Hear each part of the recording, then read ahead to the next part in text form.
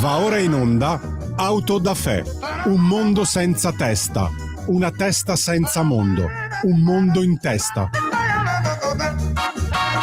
On est parti samedi dans une grosse voiture, faire tous ensemble comme pique-nique dans la nature, en emportant des paniers, des bouteilles, des paquets et la radio. Jean-Pierre? Buongiorno a tutte le ascoltatrici e a tutti gli ascoltatori da Giulio Cainarca, ben trovati al primo appuntamento della nostra settimana con Auto da Fè. Buongiorno e ben ritrovato anche a Caio Mussolini che è ospite qui in studio questa mattina, sono molto contento di rivederti Caio, grazie per essere con noi. È ospite questa mattina Caio per Mussolini per un motivo ben preciso, perché è già uscito da un po' di tempo, ma non ne abbiamo ancora parlato, il terzo libro dedicato a Mussolini e il fascismo, l'altra storia. Ne abbiamo parlato dei due precedenti. Parleremo oggi in particolare di questo, che si occupa del periodo che copre la Repubblica Sociale Italiana e la guerra civile, perché tale fu sostanzialmente dal settembre del 43 in avanti. Quello fu il quadro del nostro paese e lì si posero anche le basi della Repubblica Italiana. Infatti la nostra conversazione l'ho voluta incorniciare nel titolo Come è nata la Repubblica Italiana. Nasce da qui, dalla fine ovviamente del fascismo, ma con tante particolarità che hanno ancora un loro riflesso nell'oggi e che hanno determinato anche l'oggi. Non è semplicemente un libro di storia questo. Voglio dire che questo e gli altri due libri sono stabilmente tra i primi tre, sono stati a lungo tutti e tre i primi tre in classifica, e a ieri erano tra i primi 6 in classifica per vendite su Amazon, tra i best seller in storiografia.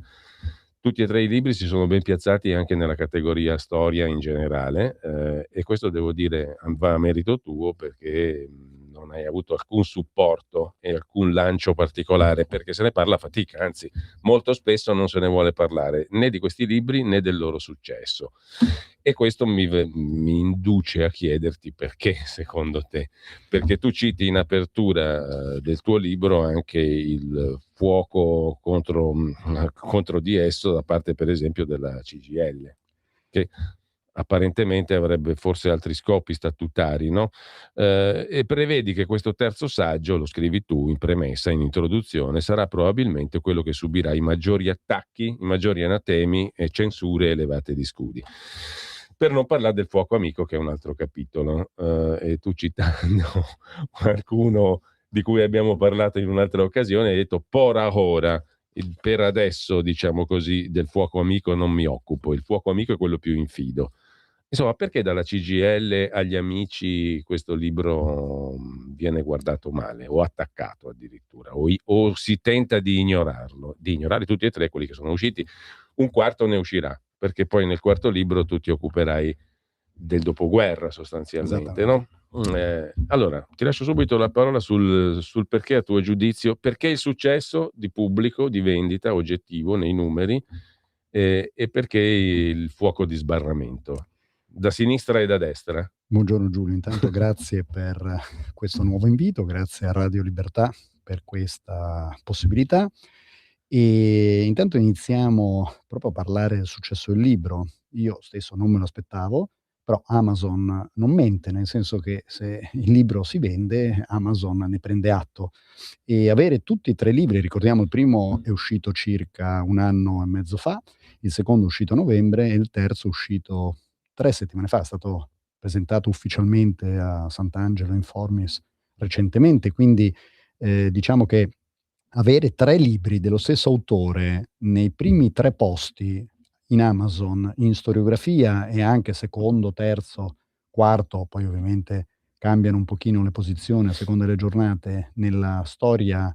contemporanea, dovrebbe essere già questo un qualcosa che attira, che incuriosisce, un qualcosa di cui parlare, perché per esempio tu sai bene che se in una riunione di condominio qualcuno fa un saluto fascista, oppure un giostraio extracomunitario mette in una playlist la canzone Faccetta Nera, della quale probabilmente non sa nemmeno la storia, e questa canzone diventa oggetto di discussione su tutti i palinsesti, addirittura ci sono sindaci che prendono posizione su questo pericoloso ritorno al fascismo perché qualcuno ha messo faccetta nera, e se ne parla sempre. I miei 3 libri, come hai detto tu prima, dove racconto l'altra storia, invece non riescono a ottenere nessun tipo di attenzione.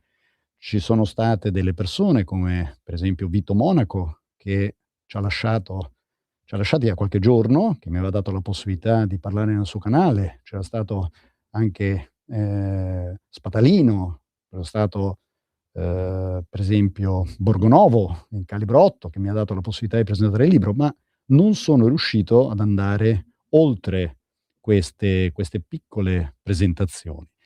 E il motivo probabilmente è che l'altra storia dà fastidio un po' a tutti, perché l'altra storia obbliga a riflettere su quel periodo. Come dicevo anche nelle altre trasmissioni, probabilmente la storia è un po' diversa da quella che è stata raccontata. Io cerco di mostrarlo nei miei libri, e gli attacchi scomposti, perché gli attacchi, ricordo, sono sempre contro la mia persona. Cioè, se voi guardate gli attacchi dell'ANPI, gli attacchi per esempio del PD o a organizzazioni colorate varie, non sono sul testo, non sono su quello che io sostengo, non sono sulle cose che io cito. Tra l'altro, come sai bene, uso tutte una grandissima storiografia, bibliografia, riferimenti. Sulle 400 pagine di un libro ce ne sono circa 700-800 in nota a piedi pagina, proprio per evitare qualsiasi speculazione su quello che io scrivo. A me mi attaccano perché secondo loro il nipote del duce, pronipote, non dovrebbe parlare di queste cose, non potrebbe parlare di queste cose. Tu hai accennato anche la CGIL, a me mi ha sorpreso molto la CGIL in Puglia, in provincia di Foggia, dove sono apparsi vari articoli sui giornali dove addirittura la CGIL protestava contro i miei libri. E anch'io pensavo che la CGIL fosse un sindacato, quindi si dovesse occupare di lavoratori, di contratti, di precariato, sfruttamento, e invece no, vengono a criticare i miei libri. Ed è abbastanza curioso questo fatto. E sicuramente questo libro, se hanno criticato gli altri 2, probabilmente senza nemmeno leggerli, io mi immagino che quando leggeranno, se lo leggeranno questo terzo, avranno modo di protestare molto di più. Terzo libro che è dedicato a un periodo che secondo me è quello che più ci mette in connessione ancora con il presente, con l'attualità, no? Perché da lì nasce appunto la Repubblica Italiana. Tra l'altro abbiamo messo 2 citazioni che tu metti in apertura del tuo libro a incorniciare anche la nostra conversazione di oggi. Una è quella di Giuseppe Prezzolini, no? Che conosceva molto bene Benito Mussolini. Sono stati, se non sbaglio, uno al servizio dell'altro come giornalisti, perché Mussolini scriveva per La Voce per un breve periodo, dopodiché Prezzolini fu uno dei primi inviati del Popolo d'Italia, diretto da Benito Mussolini, quindi 2 giornalisti tra l'altro, no? Che si stimavano anche parecchio da quello che mi risulta. Perfino anche Prezzolini ebbe modo di valutare, diciamo, Benito Mussolini in una maniera, poi mette anche a fine del libro un suo giudizio che poi magari recupereremo, però insomma Prezzolini nel luglio del 43 pronuncia questa frase, dice: speriamo che gli italiani facciano la libertà meglio di come hanno fatto il fascismo. Come ti suona questa frase? Perché l'hai scelta? Ma l'ho scelta intanto. Prezzolini in quel momento era all'estero, era negli Stati Uniti, ma a me è piaciuto, è molto significativo perché c'era una speranza di dire, visto che il fascismo era così negativo, così brutto, il male assoluto come erroneamente si definisce, vediamo cosa faranno con la democrazia. Democrazia che ricordo e cito nel libro un vero antifascista, Parri, che in fase costituente disse che finalmente c'era una vera democrazia, perché contrariamente a quello che si crede, anche prima del fascismo c'era una democrazia parziale. Ricordiamo che si votava, e non tutti potevano votare, solamente per i deputati, poiché i senatori erano di nomina regia, quindi il re controllava tutto il Parlamento attraverso i senatori, dove metteva ovviamente persone a lui vicine e che non gli avrebbero causato nessun problema. Molte degli eventi che succedono nei 600 giorni di Salò, nella Repubblica di Salò, così chiamata, dove spiego anche dove viene fuori questo nome che pochi lo sanno, hanno delle conseguenze ancora oggi, sia dal punto di vista politico, specialmente dal punto di vista sociale, e soprattutto la guerra civile, perché non fu liberazione, poi ne parlo, ci condiziona ancora oggi. Guerra civile, per esempio, lo dice esplicitamente, tu lo ricordi, anche Indro Montanelli, no? In un'intervista a Minoli dell'85 a Mixer. La resistenza non fu una resistenza ai tedeschi, disse Montanelli, fu una guerra civile fra italiani. L'elemento comunista voleva il monopolio assoluto della resistenza. Fu una bruttissima guerra che continuò anche dopo la resistenza, dopo la fine della guerra, a dimostrazione che la resistenza non era stata ai tedeschi, era stata ad altri italiani. Che è quello che dice anche Giorgio Bocca, giornalista anche lui, in veste di storico, nella storia dell'Italia partigiana. Bocca scrive: come i comunisti sanno bene, il terrorismo ribelle è autolesionismo premeditato, cerca le ferite, le punizioni, le rappresaglie per scavare il fosso dell'odio, che è la stessa cosa che dice Montanelli sostanzialmente, no? Quindi guerra civile, che peraltro riguarda, guerra partigiana, i partigiani, un movimento non di popolo, un movimento che certamente riguarda una frazione infinitesimale della popolazione. Un altro storico che parte da sinistra e diventa incatalogabile perché cerca di attenersi ai fatti, cioè il grande storico Renzo De Felice, calcolerà che la resistenza non possa essere considerato un movimento popolare di massa perché coinvolse circa lo 0,5% della popolazione. Sono dati, sono numeri, no? Il tuo libro è pieno di dati, di numeri, di riferimenti, come dicevi tu, di bibliografici e di fonti. Una resistenza che nasce dopo un golpe, perché qui si concludeva il secondo libro, no? Del quale avevamo parlato.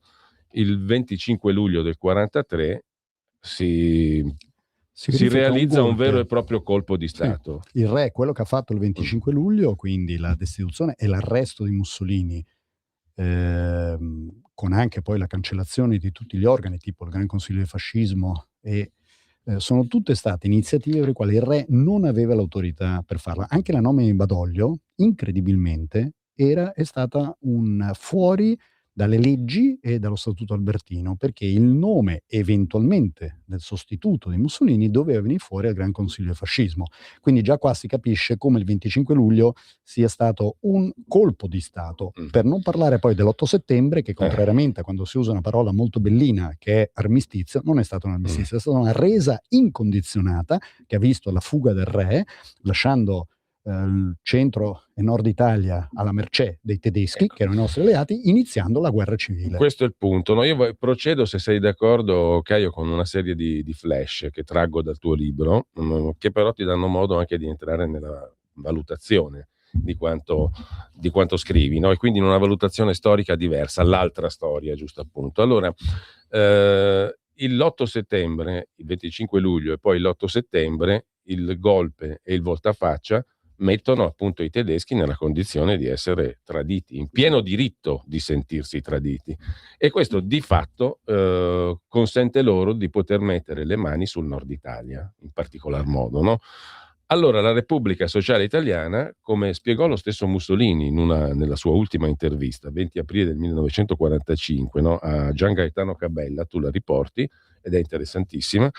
Allora Mussolini riflette molto e dice: ho deciso, ubbidendo all'amore che ho per questa terra, ho deciso di dare vita alla Repubblica Sociale Italiana come modo per rendere meno pesante il regime di convivenza e per non lasciare ai tedeschi inferociti carta bianca nelle regioni del nord Italia. E tra l'altro tu, documenti alla mano, dimostri che la nascita della Repubblica Sociale Italiana, a differenza del governo del Sud, ha un fondamento legittimo, sostanzialmente. Contrariamente a quello che si sostiene, c'è chi lo chiama uno stato fantoccio, e invece no, carta alla mano, è il contrario. Il regno del Sud non esisteva, ovvero non aveva nessun tipo di autorità, qualsiasi atto doveva essere controfirmato dagli americani e non controllava, non aveva una moneta, non controllava il territorio, non aveva un esercito che controllava il territorio perché lo controllavano gli alleati, quindi questa è una delle tante realtà poco conosciute. Ecco, con senso di realismo Mussolini dice: io ho firmato con questo la mia sentenza di morte, perché sa già che la Repubblica Sociale Italiana è un tentativo di rendere meno pesante il giogo tedesco ma lui lo dice chiaramente: ho avuto precisissima la convinzione di firmare la mia sentenza di morte. Ma lo sapeva benissimo, come anche durante gli ultimi giorni della Repubblica Sociale di Salò, lui quello che cercava era di riuscire ad arrivare a consegnarsi, come prevedeva il secondo armistizio, quello chiamato lungo, nel quale in un articolo, in una clausola, diceva che Mussolini doveva essere considerato vivo, cosa che probabilmente non andava bene agli inglesi, ma soprattutto ai partigiani comunisti. Sulla questione della legittimità giuridica del governo del Sud rimando ai lettori, perché tu Sì, è fai, tutto spiegato, fai un ragionamento in punta di diritto, oltre che di storia, estremamente interessante, no? Ma che viene a dimostrare l'esatto contrario di quello che è la vulgata, come si dice, no? Quindi, per paradosso, la Repubblica Sociale Italiana è il governo legittimo, quello del Sud non esiste, non ha basi giuridiche. Esattamente. E questo già è indicativo, ripeto, del come nasce questa bellissima Repubblica Italiana. Il partito fascista repubblicano, che viene ricostituito nel 1943, recupera, questo te lo chiedo proprio come spunto, un forte indirizzo sociale. Tant'è vero che perfino nel nome, no, Hitler voleva che la RSI si chiamasse Repubblica Fascista Italiana e Mussolini Repubblica Socialista. Alla fine diventa Repubblica Sociale Italiana. Di forma o di sostanza, per quanto fosse difficile un governo in quelle condizioni? Ma questo è uno dei temi, specialmente sui social. Addirittura se uno legge queste dichiarazioni, che sono quelle con cui nasce il Partito Fascista Repubblicano, un partito di lavoratori, partito proletario, animatore di un nuovo ciclo sociale, senza remore plutocratiche, senza compromessi coi Savoia di turno. Non dico socialista, ma insomma ci siamo lì. Ma diciamo che intanto, ripeto, è una delle cose che mi tocca spesso discutere sui social, no? Perché i social danno la possibilità a chiunque di parlare, di esprimere, quindi molta gente invece di meditare, pensare, si sentono semplicemente nel diritto di scrivere qualsiasi idiozia. Mussolini è sempre stato socialista, Mussolini nasce socialista. Era profondamente convinto, tant'è che le opere durante il fascismo, per quanto riguardava la componente sociale, sono ancora oggi irraggiunte. Questo lo diceva Margherita Hack, lo riporto nel secondo libro.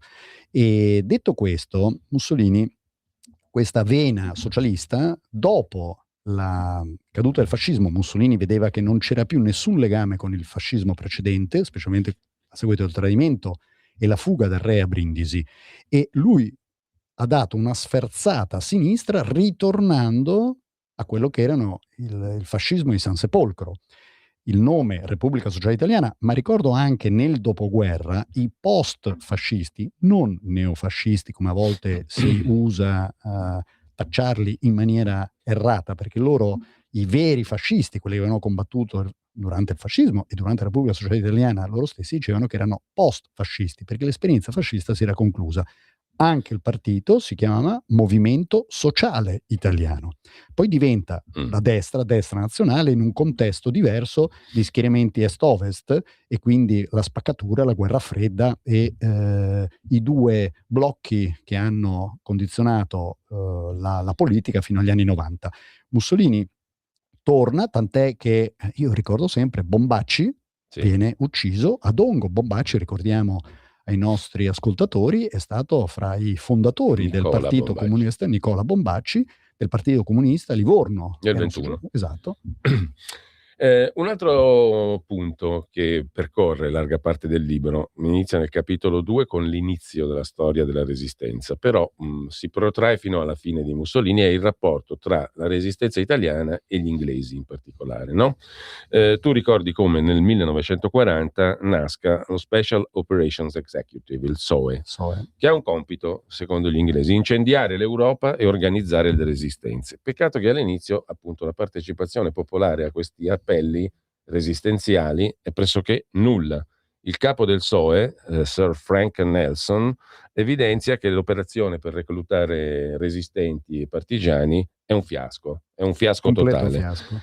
Fino all'8 settembre del 1943 di partigiani antifascisti disponibili a supportare gli inglesi e gli alleati non ce ne sono. E in un rapporto del SOE si legge: i soldati italiani catturati sono felici di restare prigionieri, non mostrano alcun desiderio, mosso dal denaro o da altri motivi, di rientrare nel loro paese.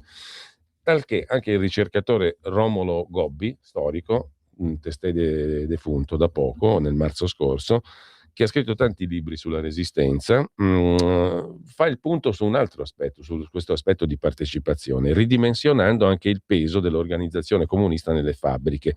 Gli scioperi del marzo 43, che spesso sono indicati come inizio della Resistenza, ma non è proprio così.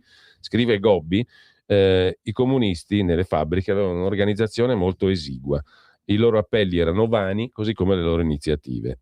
Però c'era anche la capacità da parte dei dirigenti comunisti di far credere agli altri membri della Resistenza che essi dominavano le fabbriche e che gli operai erano tutti comunisti. Gli scioperi del marzo 43 furono sostanzialmente un mito. L'importanza decisiva la ebbe addirittura la direzione della Fiat. Manovrando gli operai, volle dare una spallata al regime. Quindi sono operazioni dall'alto, gli inglesi piuttosto che i vertici della Fiat, e non popolari, no? Questo possiamo Esattamente. dirlo. Possiamo dirlo, anche basta vedere i numeri.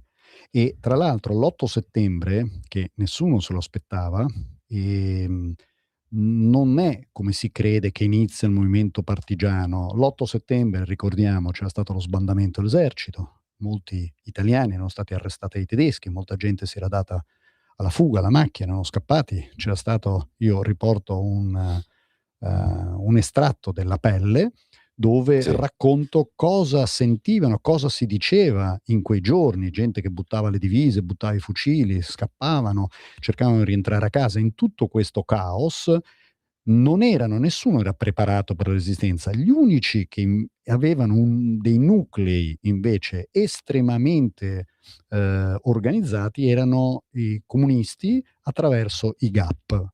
Quindi nuclei molto piccoli, ma i primi mesi, quindi settembre, ottobre, novembre del 43, non succede niente. Non succede niente, perché intanto bisogna organizzarsi, mancava la logistica, si dovevano procurare armi, dovevano trovare mangiare, dovevano trovare delle basi dove sistemarsi, e gli scontri furono molto molto limitati. Iniziano tuttavia lì gli attacchi contro lo Stato della Repubblica Sociale Italiana, attacchi mirati proprio da parte dei GAP. Scrive ancora Gobbi che l'antifascismo degli operai non può essere dato per scontato, perché il nuovo governo, Badoglio, aveva cominciato a far sparare contro le fabbriche in sciopero, uccidendo parecchie persone, cosa che il fascismo non aveva mai fatto. Il re e i suoi generali in fondo si erano dimostrati più reazionari dei fascisti e la popolarità di Badoglio crolla subito a picco, perché tra il 27 luglio del 43 e il successivo 3 agosto, giusto per considerare pochissimi giorni, vengono uccisi dai soldati e dalle forze dell'ordine 76 persone, 148 ferite, più di 1000 arrestate, e da lì in avanti con una strage che non ha uguali sotto il fascismo. Esattamente, infatti in quel mese e mezzo vengono uccise dal re, dal governo, da Badoglio, dagli ordini dati alla polizia e al Regio Esercito, quindi vengono uccisi dal governo, dalla struttura, più persone che in 20 anni di fascismo. Questa è una cosa di cui le persone non hanno contezza, perché in un mese e mezzo, nonostante il fascismo viene definito come un regime crudele, contro il popolo, liberticida, bene, in un mese e mezzo hanno ucciso molto più persone durante quel periodo di governo Badoglio che non in 20 anni di fascismo, perché tra l'altro Badoglio in quel periodo, per esempio, non toglie nemmeno le leggi razziali, e proprio in quel periodo la presenza tedesca, e questo dimostra quanto sia stato nemmeno lontanamente pianificata la comunicazione poi dell'armistizio, che è una resa incondizionata, danno inizio all'operazione di far entrare in Italia i tedeschi. Quindi dal 25 luglio, quando Mussolini viene arrestato, fino all'8 settembre entrano in Italia 8 divisioni, l'operazione poi è diventata Axe, e ovviamente quindi dopo l'8 settembre in Italia ci saranno un grandissimo numero di truppe tedesche, e a seguito dell'operazione Alarico, che ricordiamo era un capo dei barbari, e quindi già quello faceva sospettare il tipo di operazione si metteva in atto. Hai citato prima Ferruccio Parri, no? E anche lì tu metti in luce un fatto storico che però è poco noto, poco conosciuto, ovvero il fatto che nel 49 Ferruccio Parri, uno dei leader della resistenza e della liberazione, si separa i partigiani di Giustizia e Libertà dall'ANPI, dall'Associazione Nazionale Partigiani, con parole molto chiare che sono quelle di Montanelli sostanzialmente, no? A chi ci rimprovera di rompere l'unità partigiana rispondiamo che è la pretesa di monopolio del Partito Comunista Italiano che ha fatto il gioco delle forze reazionarie. A rompere l'unità della resistenza è la pressione da carro armato della potenza sovietica sui paesi dell'est e sull'Europa al di là di essi. Quindi la lotta partigiana fu una lotta politica tra italiani sostanzialmente. Ancora una volta si conferma nelle parole di Parri tutto questo, no? Così come quelle di Giorgio Bocca del resto e di Montanelli che abbiamo citato prima. Quanti furono i partigiani? È un altro punto del libro estremamente interessante in termini numerici. Abbiamo già detto prima che fu coinvolto circa lo 0,5% della popolazione. Nel momento di Massimo Aprile del 45, quindi nel momento alla fine, dove, come diceva, io riporto tutte le dichiarazioni, bastava mettersi un fazzolettino rosso al collo per dire di essere partigiano. Questo fu un grosso problema, tant'è che nel dopoguerra vennero create delle commissioni proprio per valutare tutte queste richieste. Un partigiano su 23 ha combattuto per almeno un anno, solo 1 su 23. 5 su 6 hanno preso le armi negli ultimi 4 mesi, 4 su 5 negli ultimi 2 mesi e addirittura 1 su 2, il 50% negli ultimi 10 giorni. La tesi secondo cui l'Italia nel 45 ci fu una gran massa di eroi della sesta giornata, come si diceva a Milano dopo le 5 giornate del 1848, non è una calunnia ma una verità storica. Esattamente, come anche il movimento partigiano è molto più variegato di quello che si crede. Non esistevano un gruppo di partigiani, esistevano tante anime, in queste anime erano molto diverse fra di loro e non tutti combattevano per la libertà, nel senso che le brigate Garibaldi, finché hanno avuto indicazioni e quindi c'è stata la svolta di Salerno, loro combattevano per instaurare in Italia un regime bolscevico, volevano far sì che l'Italia diventasse un satellite, portare avanti la rivoluzione del proletariato e quindi che l'Italia diventasse un satellite dell'Unione Sovietica. C'è una pagina del libro che si rifà anche a un articolo del settimanale Panorama uscito in una delle celebrazioni del 25 aprile, no? In occasione delle celebrazioni del 25 aprile, dove si vedono, c'è una foto di alcuni partigiani in assetto da combattimento nei giorni finali della guerra civile a Milano. Presumibilmente si tratta di azioni partigiane di guerra e di contrasto contro il cosiddetto nemico nazifascista, a parte il fatto che sul nazifascismo poi c'è una postilla, certo, che poi ci arriveremo, no? Cosa vuol dire nazifascismo, se ha senso questa espressione. In realtà se tu allarghi la fotografia vedi che quella stessa fotografia è una messa in scena sostanzialmente. Al fianco dei partigiani armatissimi ci sono persone che parlano tranquillamente, conversano, non c'è nessuno scontro a fuoco, cioè, è una posa da guerriglieri da propaganda comunista. È una singola foto o diciamo ha poco valore questa foto o rispecchia una realtà diffusa? No, rispecchia una realtà diffusa che è una necessità, tra l'altro non solo italiana. Io studiando, facendo le mie ricerche, ho appreso, ho scoperto che anche in altri paesi succedeva la stessa cosa, ovvero si è dovuto creare un mito fondativo che evidenziava, enfatizzava anche in Francia. Succedeva la stessa cosa con De Gaulle, che praticamente diceva che la Francia si era liberata da sola. Sappiamo bene che non è stato così, ma anche in Italia era necessario nel dopoguerra creare un mito fondativo. Questo mito fondativo passava per la liberazione, cioè in qualche modo far sì, dimostrare che l'Italia si era liberata da sola, cosa che ovviamente non è avvenuto, anche perché non avevano né il numero né le capacità militari per farlo. Quindi, ecco, il contributo militare della resistenza è un altro argomento che tu affronti nel libro, il contributo e le vittime, perché infinitamente superiori sono i morti americani, i soldati americani morti rispetto ai partigiani morti in combattimento. Questo da un punto di vista biecamente numerico, no? Che però ci dice qualcosa, che il contributo militare fornito dalla resistenza fu praticamente nullo, lo dicono anche gli inglesi, i vertici dell'esercito non solo inglesi, lo dicono anche storici sì, di sinistra, lo scrive anche Pavone, Claudio Pavone, che è una ovvietà questa, ed è proprio una ovvietà, nel senso che io cerco di spiegarlo anche dal punto di vista proprio prettamente militare. Quando c'è una guerra ci sono 3 ambiti delle guerre, uno aereo, uno terrestre e uno navale. e poi c'è una componente tattica e una componente strategica. Ecco, i partigiani avevano una limitata componente tattica, basta vedere anche dalle armi che usavano, che erano a loro disposizione, basta vedere dal tipo di azioni che portavano avanti.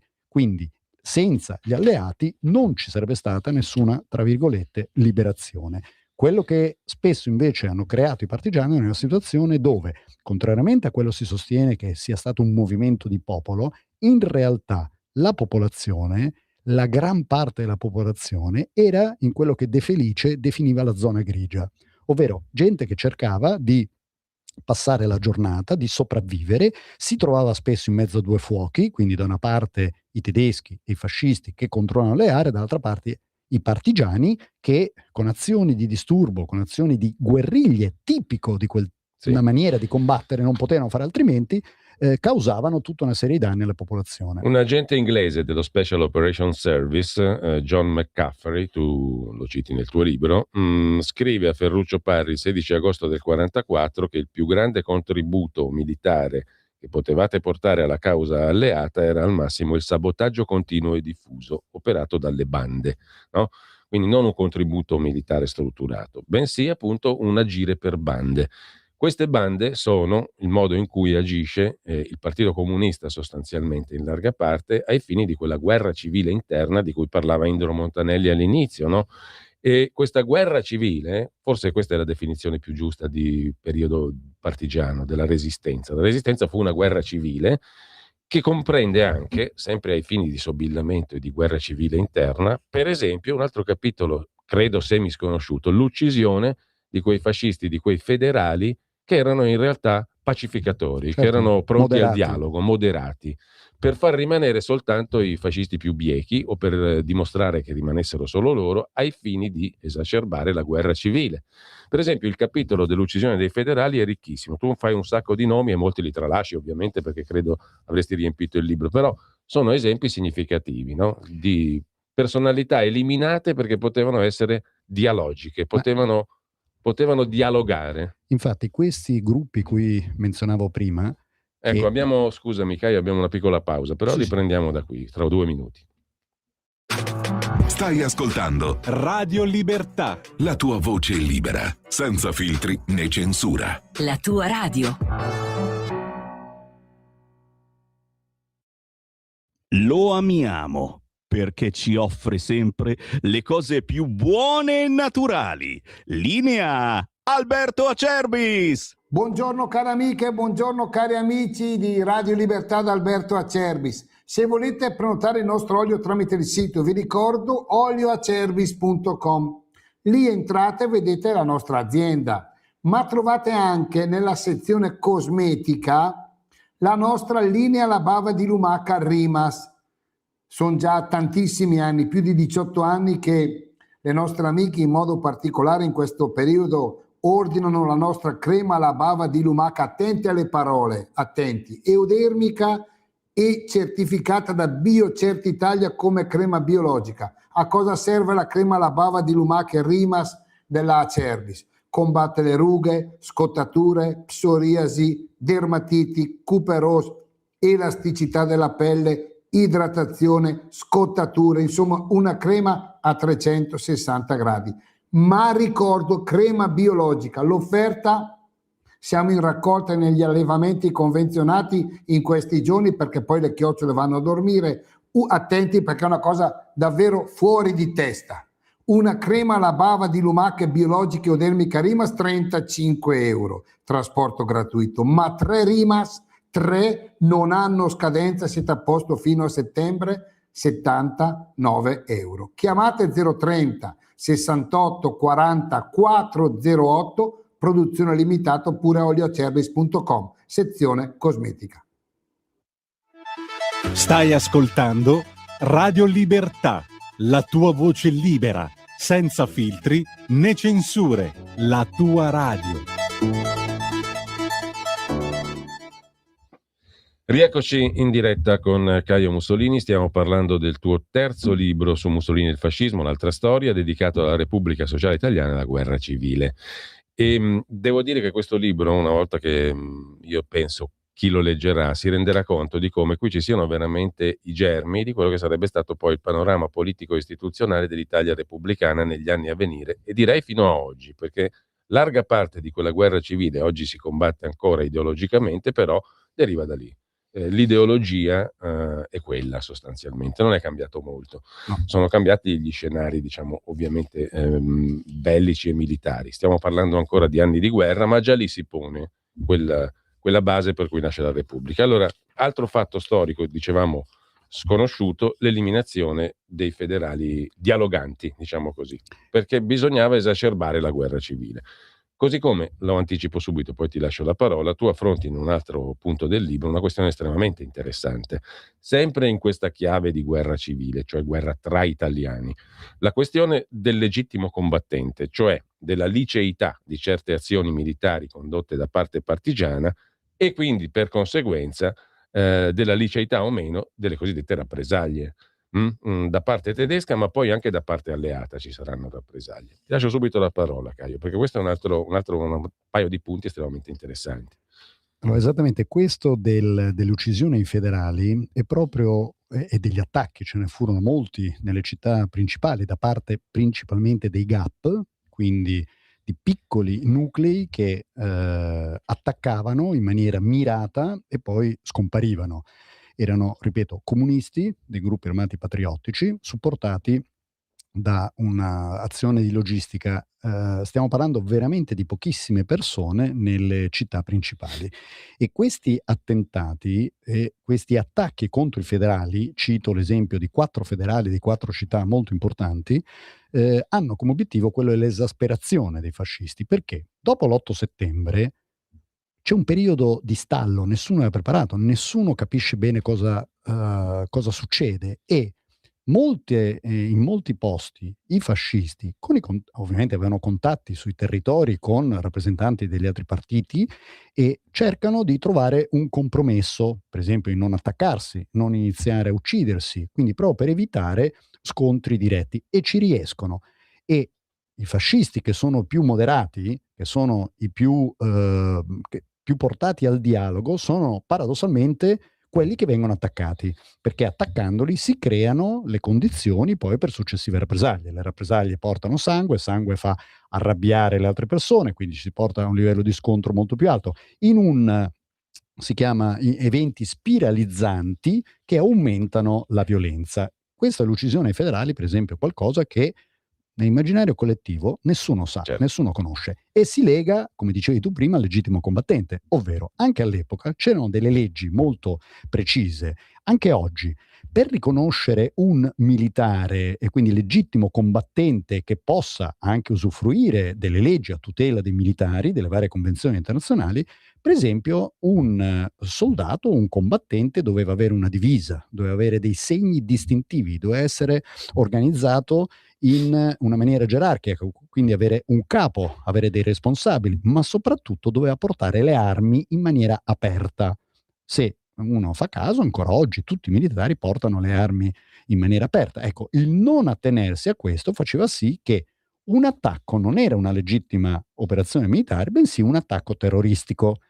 Vi faccio un esempio, come se negli anni 70 si giustificassero i brigatisti rossi dicendo che erano legittimi combattenti perché facevano attacchi. Nessuno si sognerebbe mai di considerarli legittimi combattenti. Bene, la stessa cosa succedeva durante la Resistenza.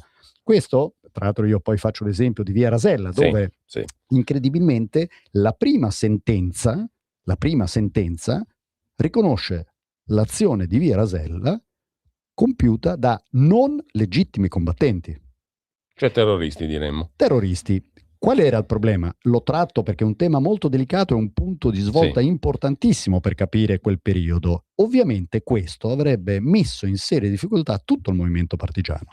Tant'è che quando c'è poi un successivo appello e un altro grado di giudizio, poi lo spiego esattamente nel dettaglio, viene ribaltata questa sentenza perché si sarebbe messa in discussione la stessa Resistenza. Certo. E quindi pragmaticamente devo dire, venne riconosciuto quell'atto come un atto effettuato da legittimi combattenti. Era un caso giudiziario che poteva essere deflagrante, delicatissimo, no? Anche per legittimare le cause civili contro gli attentatori, che poi erano i membri del Comitato di Liberazione Nazionale. I risarcimenti danni che ne sarebbero conseguiti avrebbero coinvolto migliaia di famiglie, di persone. Quindi si è smorzata così questa questione, però c'è un lato anche politico interessante, la strage di Via Rasella e delle Fosse Ardeatine, cioè la rappresaglia tedesca, che alla fine della rappresaglia vengono fuori vincitori i comunisti.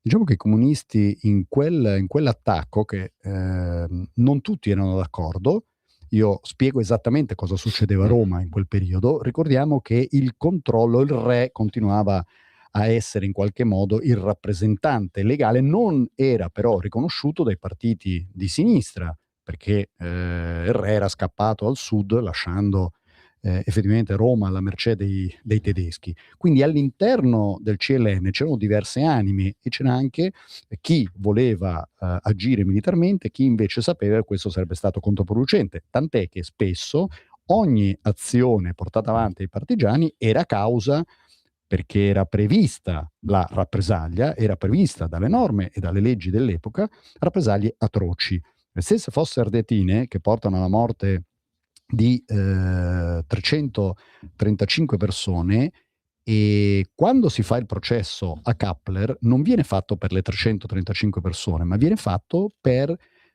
15 persone in più che vengono uccise, 10 per un tedesco morto, ma lui non aveva avuto l'autorizzazione dalla Germania, e 5 per un errore, un tragico errore che porta Kappler a processo. Priebke. E il discorso della rappresaglia sarà poi una costante in questi 2 anni e porterà delle tragedie immense. Tu per esempio getti nuova luce di fatto, questo chi leggerà il libro se ne accorgerà quanto documentato è anche su questi capitoli delicatissimi delle rappresaglie, per esempio quella terribile, crudele di Sant'Anna di Stazzema, ma anche Montesole Marzabotto, Pedescala nel Vicentino.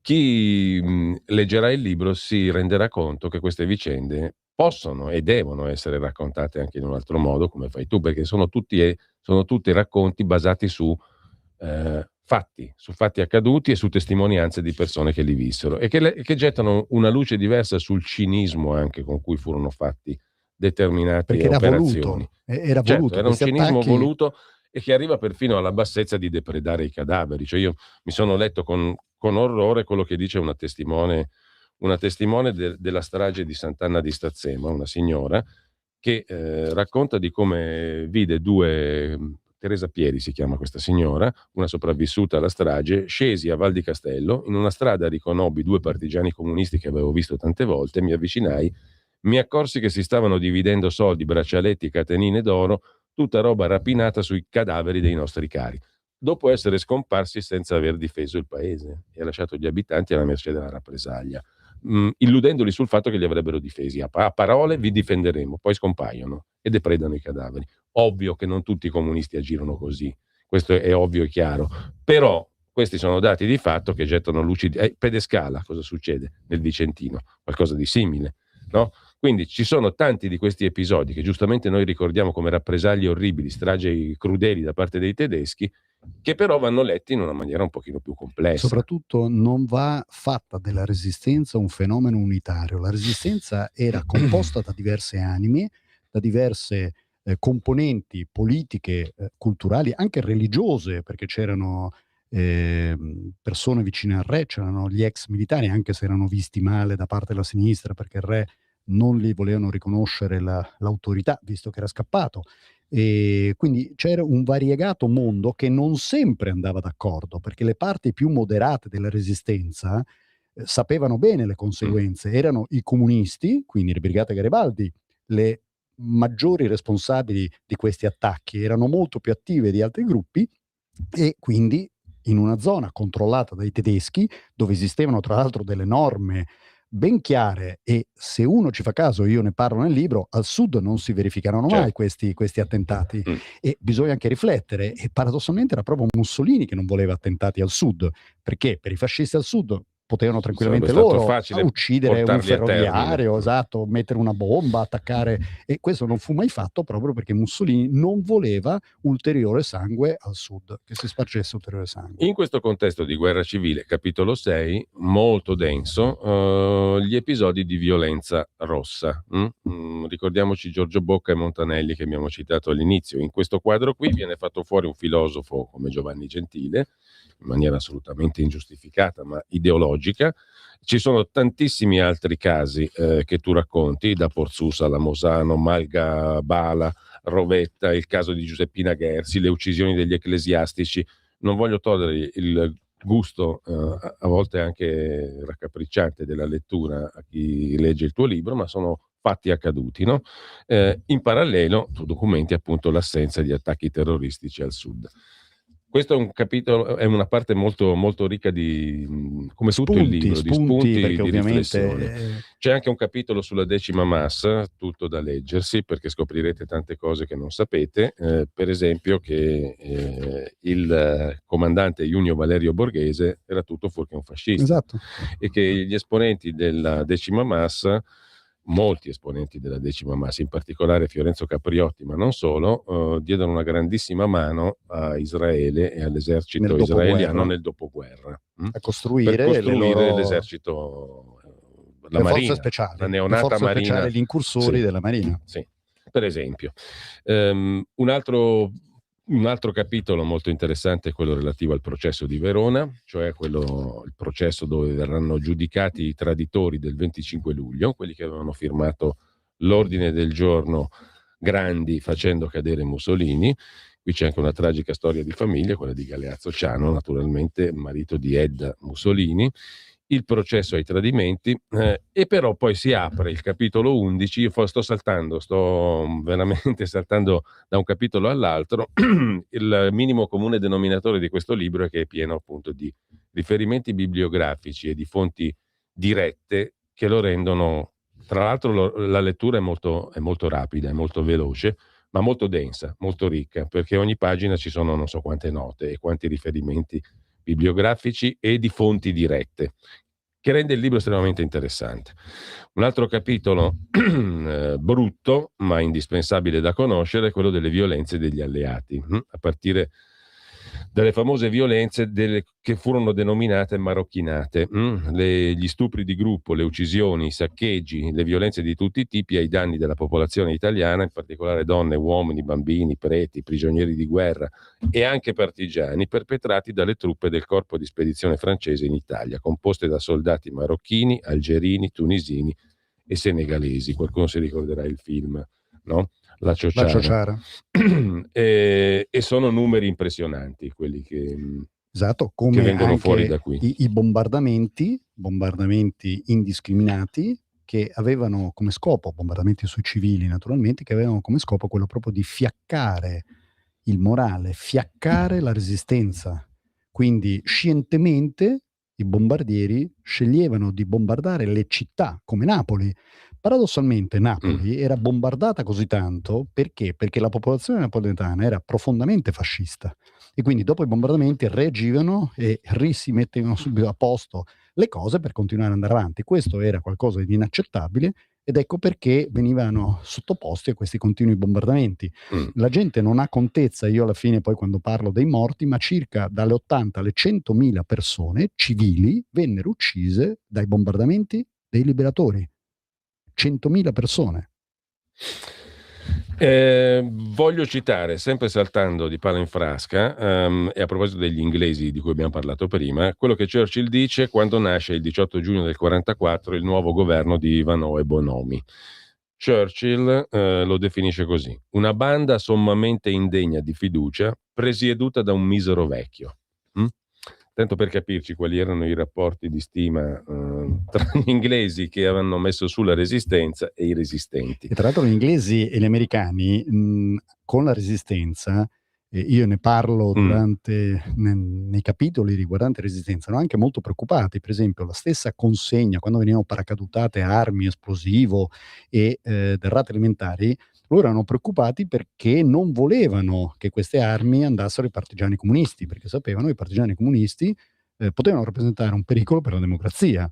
Ripeto, poi questo venne a sanarsi dopo la svolta di Salerno. Ecco perché è molto più complessa la storia di quello che si crede, molto più variegata, con tante sfumature che a molti non sono conosciute. Un'altra cosa che si scoprirà leggendo questo libro è che il Duce non aveva nessuna intenzione di fuggire in Svizzera all'epilogo della sua vicenda e della vicenda della Repubblica Sociale Italiana, ma al contrario aveva pianificato un'estrema resistenza in vista di una negoziazione futura con gli alleati.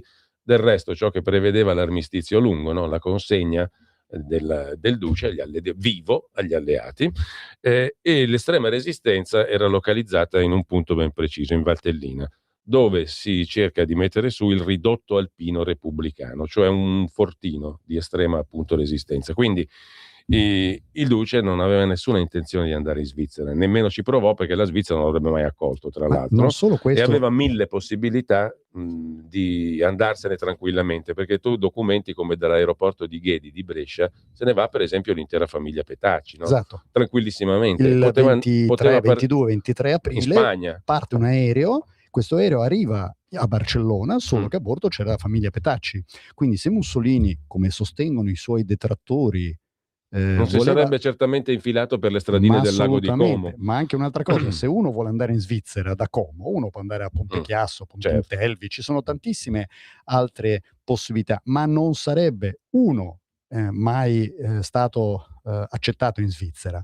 Secondo, non era sua intenzione, perché lui diceva non mi interessa, non devo andare in Svizzera. Lui quello che cercava, forte dei documenti che aveva, era quello di consegnarsi non agli alleati, agli americani. Lui temeva i partigiani comunisti e gli inglesi. Esattamente.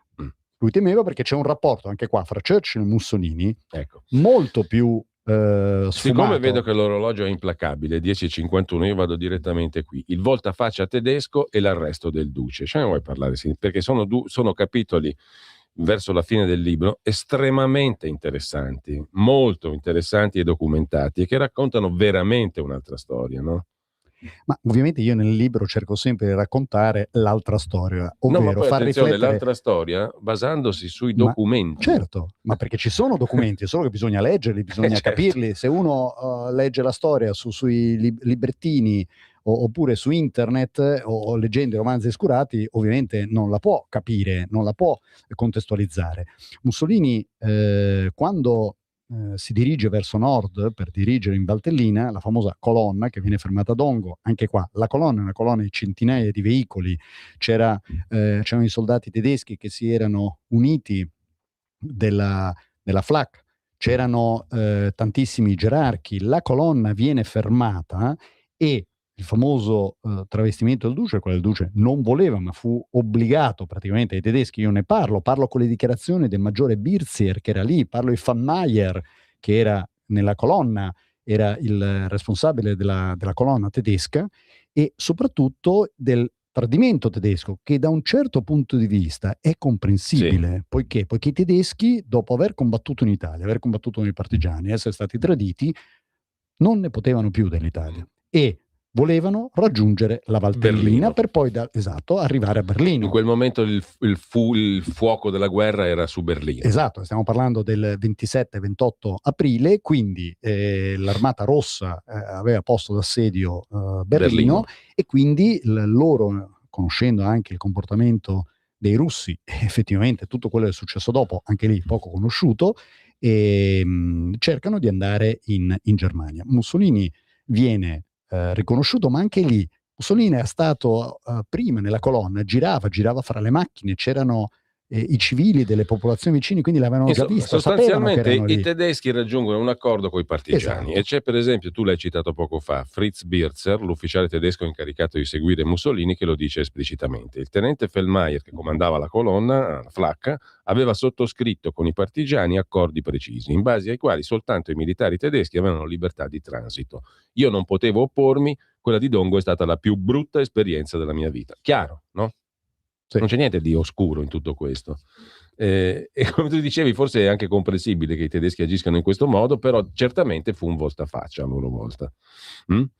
E quindi la storia della fuga in Svizzera è un altro dei miti, diciamo così. È uno dei miti, e si continua purtroppo a ripetere ogni volta. Io oramai non perdo più tempo perché quando scrivono stoltezze, io non so nemmeno perdere attenzione, tempo Mussolini poi ha uno scopo molto chiaro, no, in quel momento: trincerarsi in Valtellina, attendere l'arrivo degli alleati, puntare sugli americani e patteggiare una pace onorevole.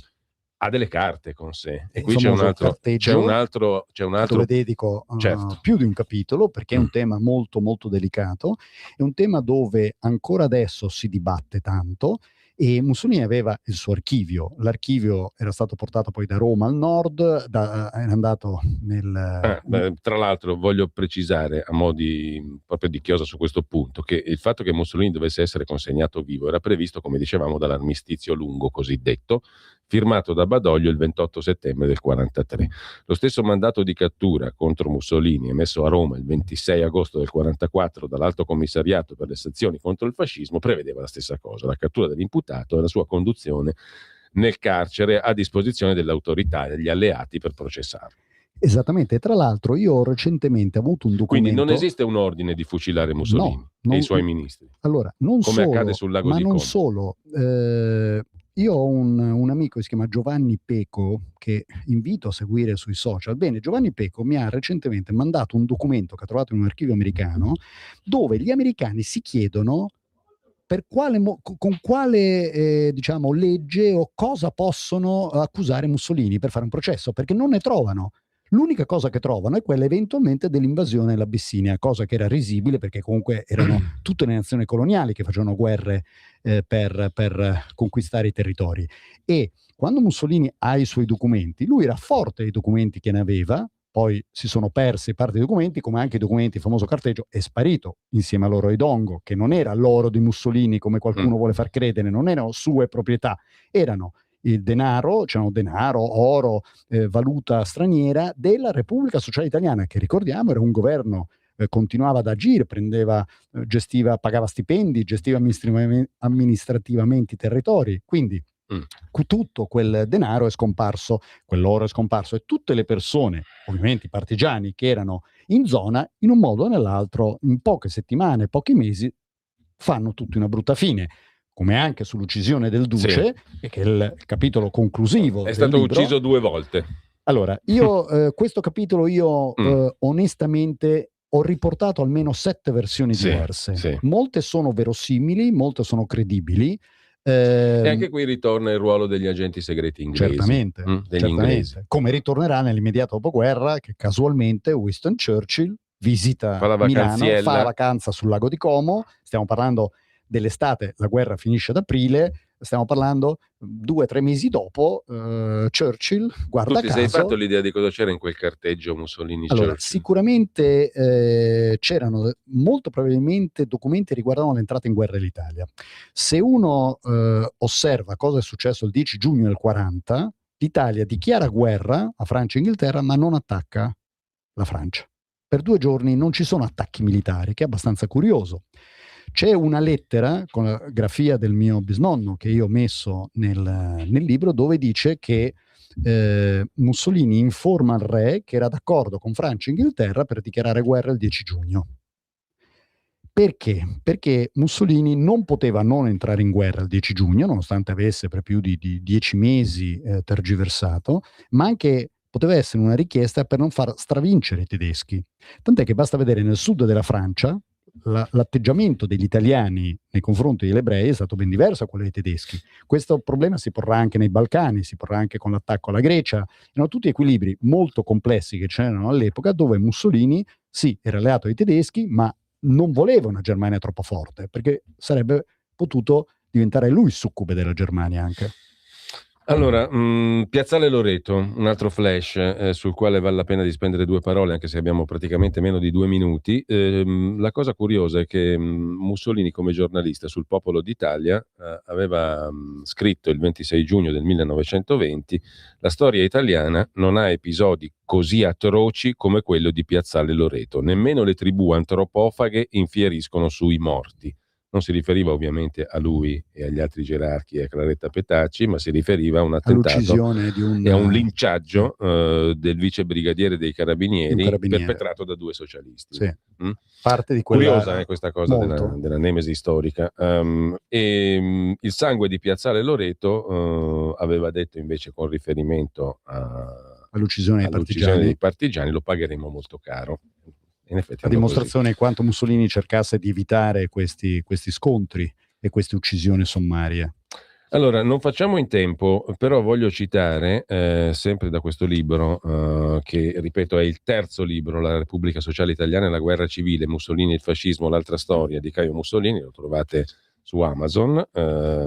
Voglio citare, oltre al carteggio Churchill-Mussolini, su cui ci sono tantissime notizie che non possiamo condensare in una brevissima conversazione, anche alcune riflessioni a posteriori sull'entrata in guerra che chiudono il libro e che sono anche legate a quel carteggio, e uno scritto di Giuseppe Prezzolini che abbiamo citato prima sulle ragioni del fascismo, pubblicato sul settimanale Il Borghese del 15 febbraio 1962. Facciamo in tempo a discuterne, però lo cito per chi ci ascolta, perché anche quello è un esercizio difficilissimo. Prezzolini ci provò di fare un ragionamento scevro da condizionamenti ideologici sulla storia, e io quello che ne ho tratto dalla lettura di questo libro è proprio il fatto che non è un libro di storia, non è solo un libro di storia, lo è perché è pieno, come dicevo, di fonti, di dati e di cose su cui riflettere che non sono state raccontate a dovere o per niente, ma è un libro che ti fa capire come nasce la Repubblica, e come nasce la Repubblica Italiana non è una cosa che non ha effetti sull'oggi, perché quel tipo di ideologia di guerra civile